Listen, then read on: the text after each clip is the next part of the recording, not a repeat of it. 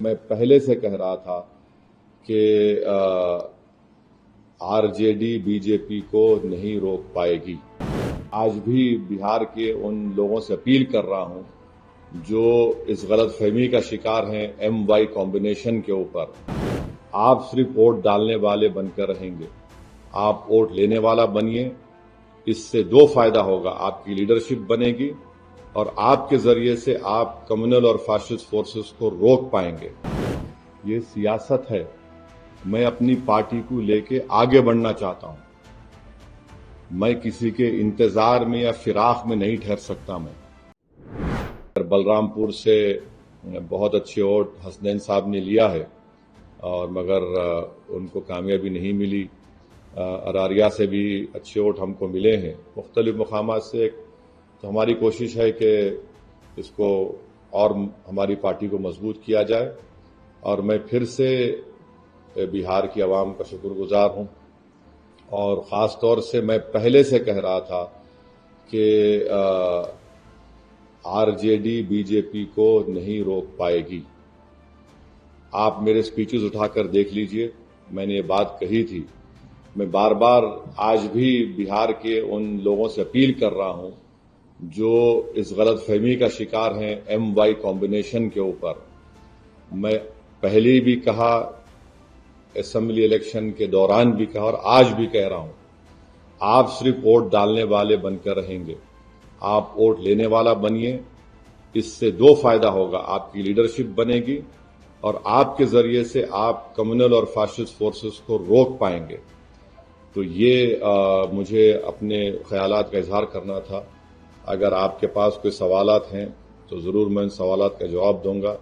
अगर आप 1 to 1 करना चाह रहे तो आप सवालात कम करिए, क्योंकि मैं 1 2 3 4 5 6 तो 22 माशाल्लाह से है और फिर हमारे हैदराबाद के लोकल न्यूज चैनल्स भी हैं। तो इसलिए अब आपके ऊपर है।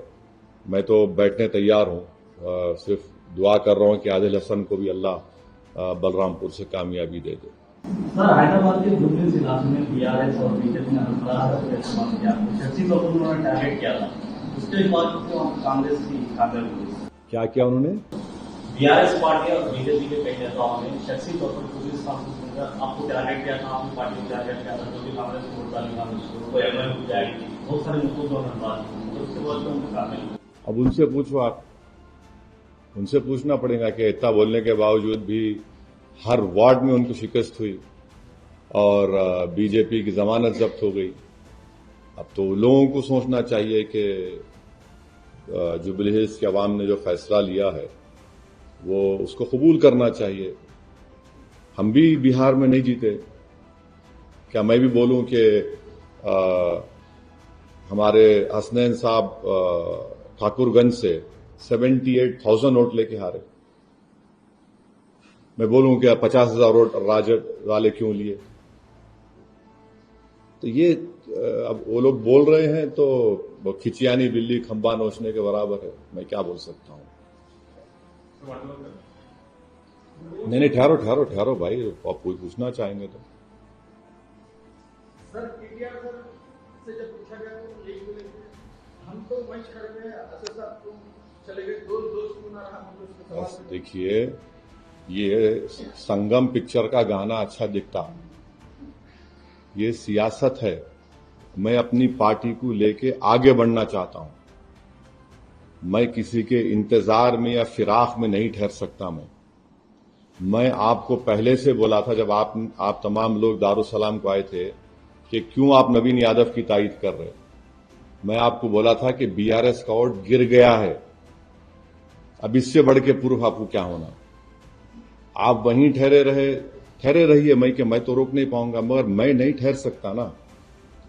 मैं एक पार्टी का जिम्मेदार हूं। मेरे को अपनी पार्टी को जब लेके हम बिहार जा रहे हैं, उत्तर प्रदेश में काम हो रहा है शौकत साहब की क़यादत में, वो भी आके बड़ी मेहनत किए, सब लोग आए। तो अब इसमें क्या, अब मैं क्या बोल सकता हूं? अब उनको सोचना चाहिए